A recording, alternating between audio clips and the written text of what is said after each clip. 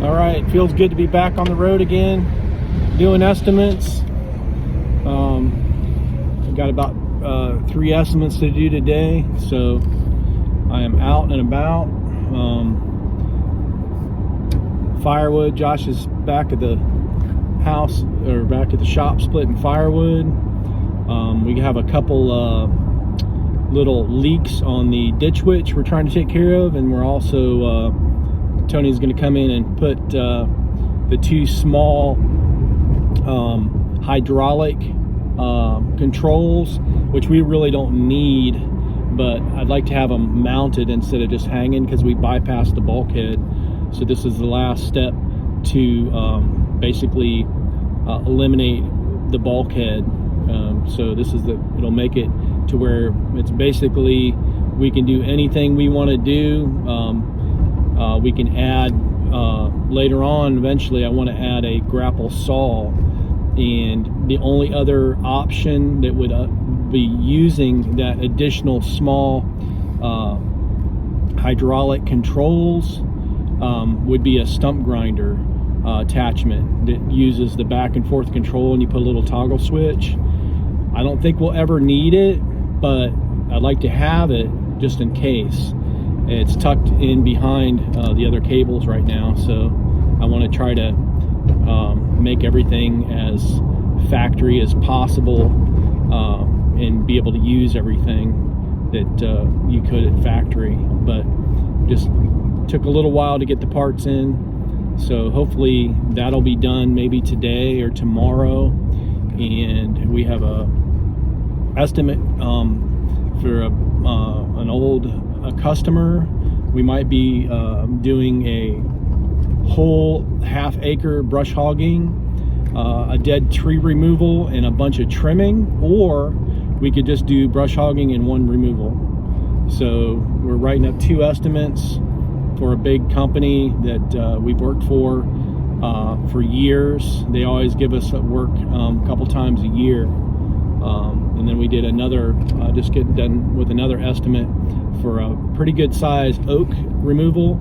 It's got a bunch of mistletoe in it, but it's a tight quarters, and it's next to a water meter, and they have some rebar in the bottom. Hopefully we can pull that out. And they said they're going to remove the rock and gravel, which it's always a pain in the tail, rock and gravel under a tree. But I'm letting the customer know that that can be done at a later date, unless they want to remove all that rock and gravel and the concrete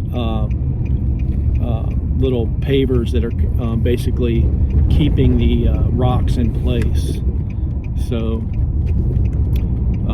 it's a nice area in Argyle, but it's just, man, it's a tight quarters. Yeah, there's not much margin for error, but we can get the bucket truck right up to the tree and take it down in small surgical pieces. So it can be done, but there's still going to be a little bit of a mess. We're going to pull the brush underneath the tree and drop the logs on top of the brush and try to eliminate a lot of the damage to the landscaping. And then of course we're going to have a loader truck come out and pick up, because it's going to be a full load.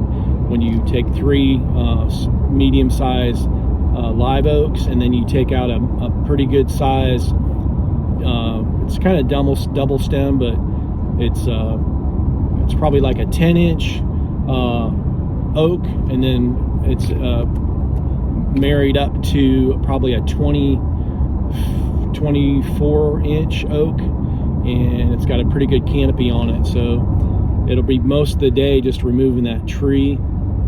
I really don't want to drop it in the street.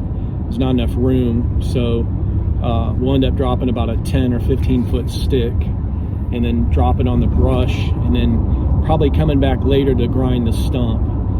It's going to be an extra like $250. It's about a $3,000 job. You know, maybe give them like $100 off for cash or something, but it's an all-day job. It'll be a perfect job for me and Josh. Then I'll have to call Timmy in with the loader truck, and then might be able to salvage some of the oak for firewood, but most of it's brush and mistletoe, and so there's going to be about a half half a load of brush and mistletoe and smaller sticks, and then there's going to be about a half a load or a quarter load of a big piece of oak, which would be decent for firewood. So got to keep it separate. Had a guy drop off some firewood the other day, and he just combined everything.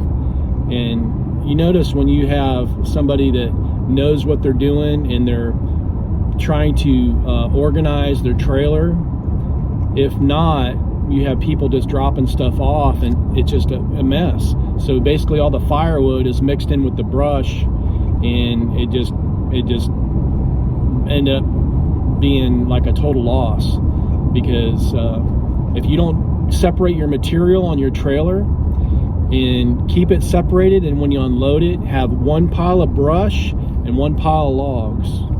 So anyway, I got a call. I'll see you soon.